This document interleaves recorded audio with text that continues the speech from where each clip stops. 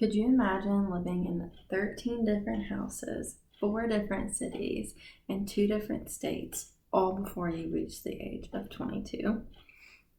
I have lived in places where Thanksgiving was 75 degrees, and I have also lived places where the average temperature during the winter is 20 degrees.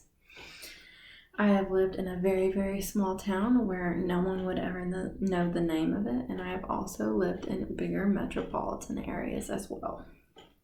My name is Ashley Andrews, and I have lived in Nacogdoches, Texas, Carthage, Texas, Louisville, Kentucky, and Dallas, Texas.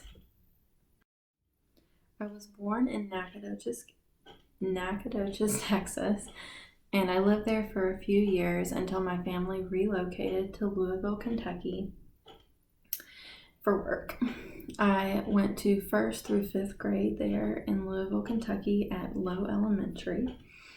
Before the start of my 6th grade year, my family moved back to Texas and we moved to Carthage, Texas. This was a very, very small town going from 600,000 people, the population of Louisville, to 6,000, which is the population of Carthage. It also was a major culture shock because I remember my first day of 6th grade. I was standing up with everyone else for the morning announcements to say the pledges, and they said the Pledge of Allegiance to the Texas flag, and I thought that was the weirdest thing ever, for one, and then 2, I had no idea what it was, so I was just standing there with my hand over my heart, mumbling and pretending like I knew what I was doing, and it was pretty embarrassing, and that's something that is ingrained in my memory forever. Fast forwarding to my college experience, I still lived in Carthage. I went to a small community college, Panola College, and I lived with my best friend. I was working full-time, going to school full-time, and I also was in the college band playing the trumpet. My 2nd or 3rd semester of college, I found out that my restaurant that I was working at was closing, so I made the decision to move to the Colony, Texas with my aunt and uncle. And I moved there, I started working, I got my own apartment, and at 19, living in a big city by myself with very little family around me really made me grow up and made me a very self-sufficient person. Now that you know a little bit more about me and my past, I would like to introduce 4 objects to you that will get you to know a more in-depth picture of me.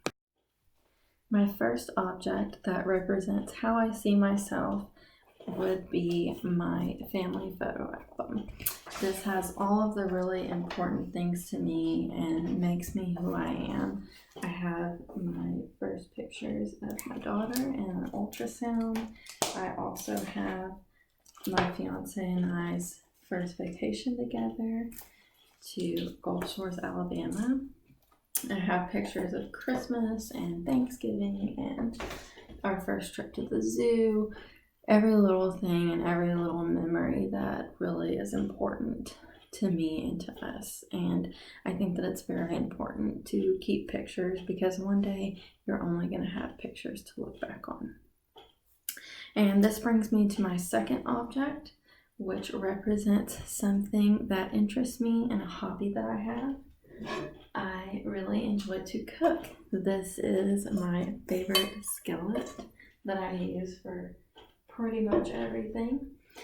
My favorite thing to cook is steaks, and I'm always looking for a new recipe. I love to watch cooking shows like Chopped. I love Gordon Ramsay. He's my favorite. I watch Hell's Kitchen and Kitchen Nightmares, and that's just something that I really enjoy to do.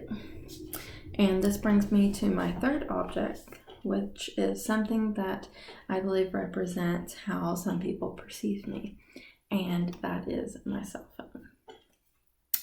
Not in the way that I am always on my cell phone, but the opposite. I often don't respond very timely to text messages or calls unless it's something that's really important or has to do with school, because I am so busy and I have to really prioritize my time, and I can't spend hours talking on the phone and texting when I have a 9-month-old to take care of and I'm working a full-time job, and I have to really prioritize so that my life isn't more hectic and chaotic than it already is.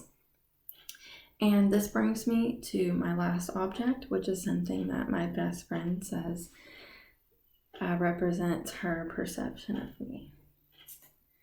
And that is an onion. She says that I am a very complex person, and I have many layers to my personality, which I definitely think is true.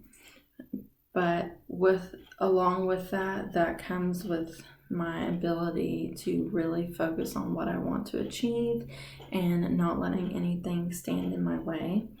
I'm constantly making new choices, new decisions to whatever fits my life best at the moment so that I can have the best outcome, and I can commit and follow through with a course of action and not back out whenever things get hard or I'm having troubles. And lastly, I am constantly challenging myself and I love to learn. I am glad to have had this time to share more with you about myself and my life, and I look forward to learning the new things about you and our similarities and differences. Thank you for listening.